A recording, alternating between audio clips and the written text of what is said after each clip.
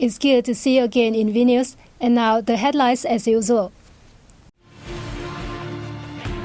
General Secretary Nguyễn Phú Trọng receives outgoing Chinese ambassador.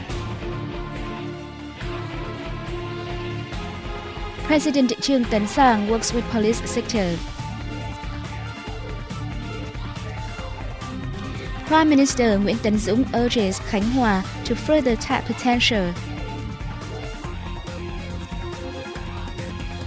Conference discusses water, energy and food security.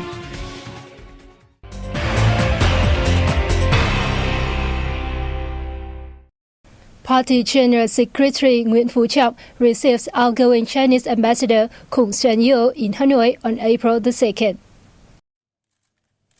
The party leader spoke highly of the contributions made by the Chinese diplomat to consolidating the friendship and cooperation between Vietnam and China.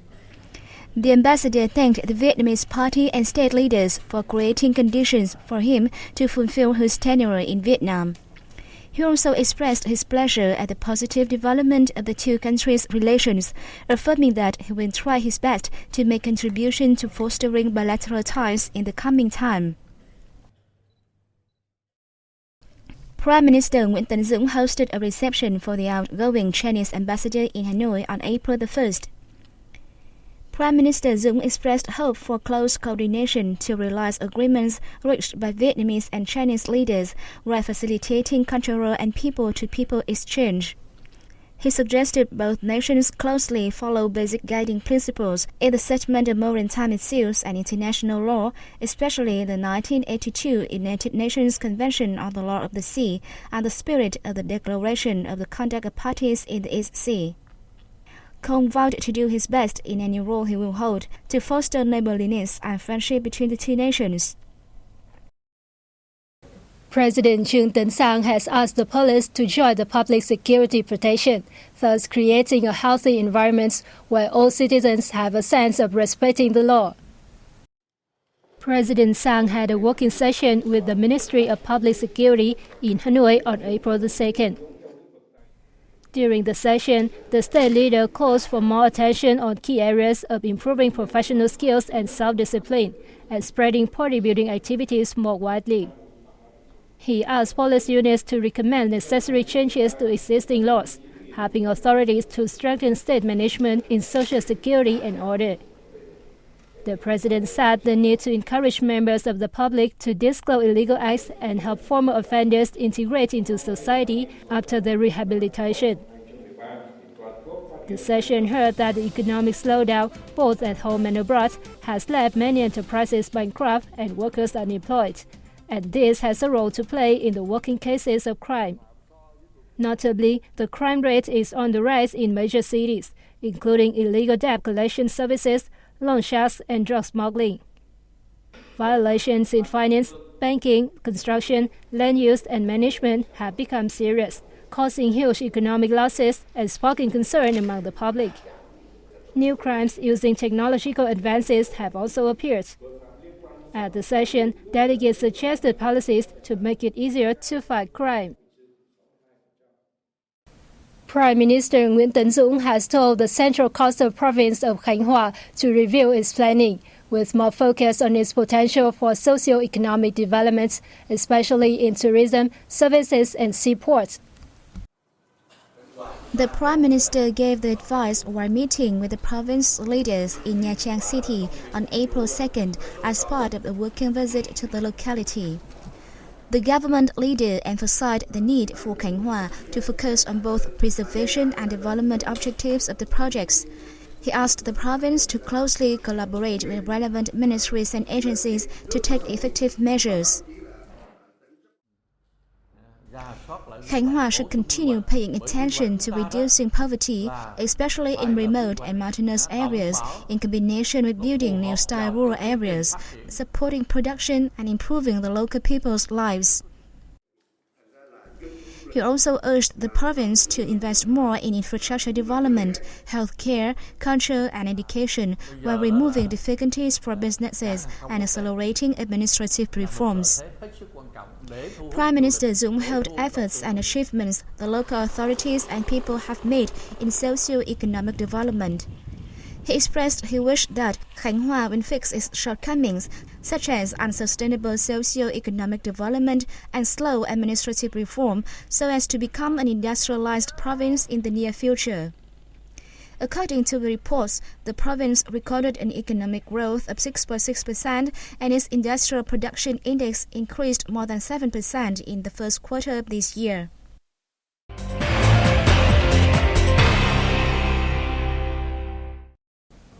Chairman of the Hanoi People's Committee Nguyễn Thế Thảo met with Mayor of Busan City of the Republic of Korea Ho Nam-sik in Hanoi on April the 2nd. During the meeting, Thảo affirmed that the Republic of Korea and Busan City in particular have poured a large amount of official development assistance and foreign direct investment into projects in Hanoi, such as the two tallest buildings managed by VietNam and Lotte. The capital pledges to create favorable conditions on administrative procedures to receive more big and environment-friendly projects, Thảo said. For his part, He thanked Hanoi authorities for facilitating his city's businesses. He said that through this visit, Busan wishes to further boost investment between the two cities, as well as complete necessary works to help its companies attend the 2014 Vietnam International Travel Mart held in Hanoi on April the 3rd and the 6th. He added the event offers a chance for the businesses to seek investment and partnership opportunities in Hanoi. A day earlier, the mayor was received by Deputy Prime Minister Nguyễn Xuân Phúc. Phúc told his guest that the Vietnamese government will continue with efforts to forge a business-friendly environment. He suggested more cooperation between Busan and Ho Chi Minh City, which have been twin cities since 1995. He acknowledged that the Vietnamese community in the Republic of Korea has been growing. Of the 130,000 in the country, as many as 30,000 are in Busan and its vicinities. The host expressed his hope for continued support from the municipal administration in the coming time. Ho Nam-sik vowed to do more to foster links between the two cities by paying more attention to the Vietnamese living in the Republic of Korea and economic and cultural activities. Following the reception, Phúc witnessed the signing of a memorandum of understanding on the provision of Korean scholarships for Vietnamese students. A Vietnamese delegation led by Defense Minister Phùng Quang Thanh is in Honolulu, Hawaii State, to attend the U.S. ASEAN Defense Forum, the first of its kind ever held in the U.S. The April 1st to 3rd Forum serves as a venue for defense ministers to talk about the future of safety, dynamism and peace for the Asia-Pacific and Southeast Asia in particular, and ways to boost bilateral defense cooperation in rescue and post-disaster recovery. Besides discussions, they will also tour several defense facilities in Honolulu. In a statement on April 1st, the Pentagon announced that the forum will start a 10-day visit to Japan, China, and Mongolia by U.S. Secretary of Defense Chuck Hay.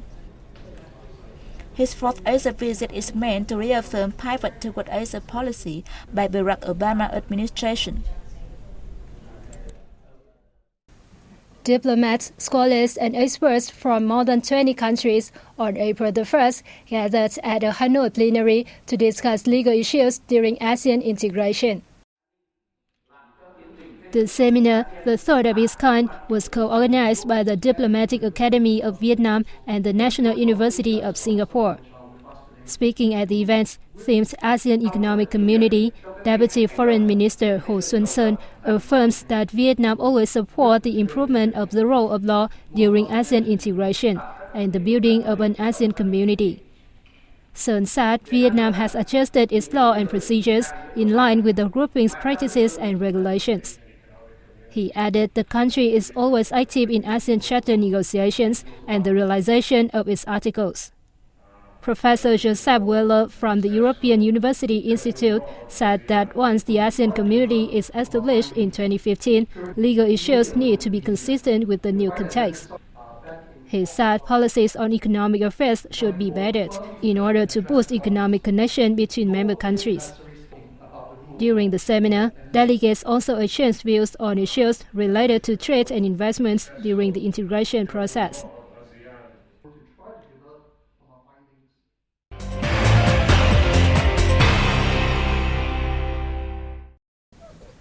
Cooperation for water, energy and food security in trans-boundary basins under a changing climate was the theme of a conference in Ho Chi Minh City on April the 2nd. The event took place within the framework of the second summit of the Mekong River Commission. The conference drew the participation of experts from Vietnam, Laos, Cambodia and Thailand, partner countries, international organizations and donors.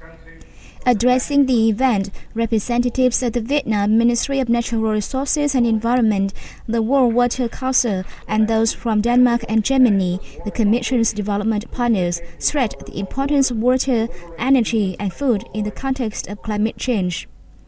During the two-day conference, experts will discuss goals towards sustainable development by 2015 and a longer-term agenda. They will also table the significance of adapting to climate change. They are scheduled to exchange views on issues regarding climate change adaptation strategies, the role of underground water layers in sustainable development at border areas, and cooperative trends to overcome consequences caused by climate change. A national strategy was officially launched in Hanoi on April the 2nd to promote the retrieval and use of natural resources in Vietnam in a sustainable manner.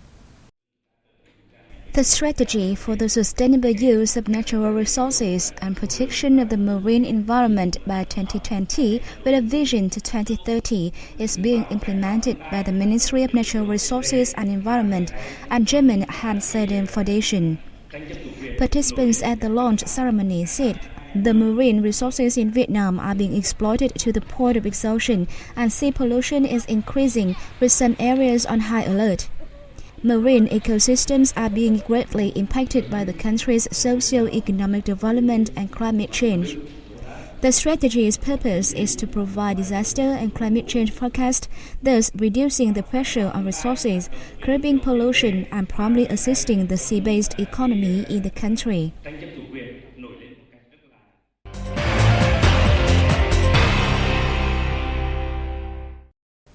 The northern coastal province of Quảng Ninh is aiming to become an international tourism hub, able to compete with foreign hotspots. The target was set in a recently approved master plan on the province's tourism development to 2020. Accordingly, Quảng Ninh aims to rake in annual tourism revenue of $1.5 billion, along with 7.4 million foreign tourist arrivals and 8 million domestic visitors every year by 2020. Tourism earnings are set to account for 10% of the local gross domestic product, twice the current figure over the period. Quảng Ninh province is home to Hạ Long Bay, a good heritage site, and into Buddhist Center, among others popular destinations for visitors. In 2013, the province saw 7.5 million holidaymakers, a year-on-year rise of 7%. It earned $235 million from tourism services. The Phu Dây Festival opens in the Red River province of Nam Ding's Vụ Bản district on April the 2nd, attracting thousands of visitors. The festival is to honor Mother Goddess Liễu Hạnh, one of the four immortals in Vietnamese folklore. It reflects the local people's desire for a better life. Traditional rituals, including incense offerings and torchlight palanquin processions, are held during the 6-day event, along with a wide variety of cultural activities and traditional folk games. A Chầu Văn, or spiritual singing ritual, is the highlight of the festival. Nam Ding is preparing for a dossier to seek UNESCO's recognition of the Chầu Văn ritual as a piece of intangible cultural heritage of humanity. The festival, held annually at Phu Dây Historical and Cultural Relic Site in Kim Thai Commune, has been recognized as National Intangible Cultural Heritage. And that concludes our video news today. Thanks for watching and see you next time.